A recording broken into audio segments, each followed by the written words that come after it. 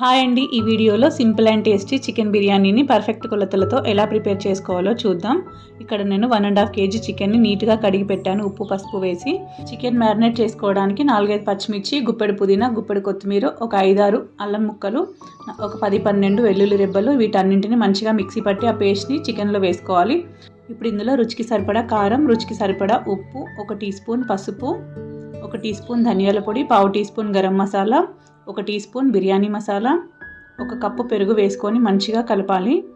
ఇప్పుడు ఇందులోనే అరచెక్క నిమ్మరసాన్ని పిండుకోవాలి. ఈ నిమ్మరసం కూడా పిండిన తర్వాత మంచిగా కలిపి 1 గంట లేదా 2 గంటలు మ్యారినేట్ చేసుకోవాలి. ఇప్పుడు మనం బియ్యాన్ని కూడా కడిగి నానబెడదాం. ఇక్కడ నేను 4 గ్లాసెస్ ఆఫ్ బాస్మతి రైస్ తీసుకున్నాను. అంటే 1 kg బాస్మతి రైస్, 1.5 kg చికెన్కి 1 kg బాస్మతి రైస్ అయితే కరెక్ట్గా సరిపోతుంది. ఇప్పుడు బియ్యాన్ని నీట్గా కడిగి ఎంత బియ్యం తీసుకున్నామో దానికి డబుల్ క్వాంటిటీలో వాటర్ పోసుకొని హోల్ గరం మసాలా స్పైసెస్ అన్నీ ఒక్కొక్కటిగా వేసుకోవాలి. అలాగే పచ్చిమిర్చిని కూడా వేసుకోవాలి, అది ఆప్షనల్ మాత్రమే. ఇప్పుడు ఇందులోనే 1 టీ స్పూన్ నెయ్యి, రుచికి సరిపడా ఉప్పు వేసుకొని నాననివ్వాలి.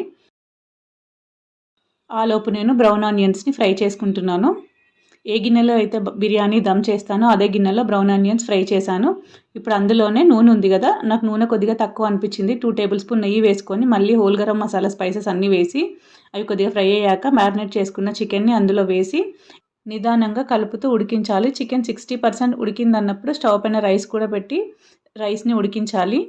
రైస్ ఇక్కడ మనకి 80% ఉడకాలి. ఇప్పుడు ఆలోపు చికెన్ కూడా 80% ఉడికింది. స్టవ్ ఆఫ్ చేసుకొని దాంట్లో బ్రౌన్ ఆనియన్స్, పుదీనా, కొత్తిమీర వేసి ఒకసారి కలిపి పక్కన పెట్టాలి. ఇప్పుడు ఆలోపు రైస్ కూడా 80% ఉడికింది. ఈ ఉడికిన రైస్ని స్ట్రైనర్లోకి తీసుకొని నీళ్ళని వంపేసి ఈ విధంగా స్ప్రెడ్ చేసుకోవాలి.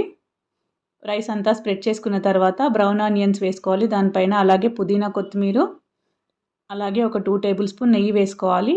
అలాగే బిర్యానీ మసాలాను కూడా ఈ విధంగా స్ప్రింకిల్ చేసుకొని రైస్ ఉడికించిన వాటర్ కూడా వేసుకొని మూత పెట్టి ఏదైనా బరువు పెట్టి సిమ్లో 25 నిమిషాల పాటు దమ్ అవ్వనివ్వాలి. 25 నిమిషాల తర్వాత స్టవ్ ఆఫ్ చేసుకొని 10 నిమిషాల వరకు మూత తీయొద్దు. 10 నిమిషాల తర్వాత మూత తీసి చెక్ చేసుకుంటే ఈ విధంగా చక్కగా పొడి పొడిలాడుతూ అన్నం ఉడుకుతుంది. అలాగే ముక్క కూడా జ్యూసీగా సాఫ్ట్గా ఉడుకుతుంది. మీరు ట్రై చేసి ఎలా వచ్చిందో కామెంట్ బాక్స్లో కామెంట్ చేయండి. Thank you.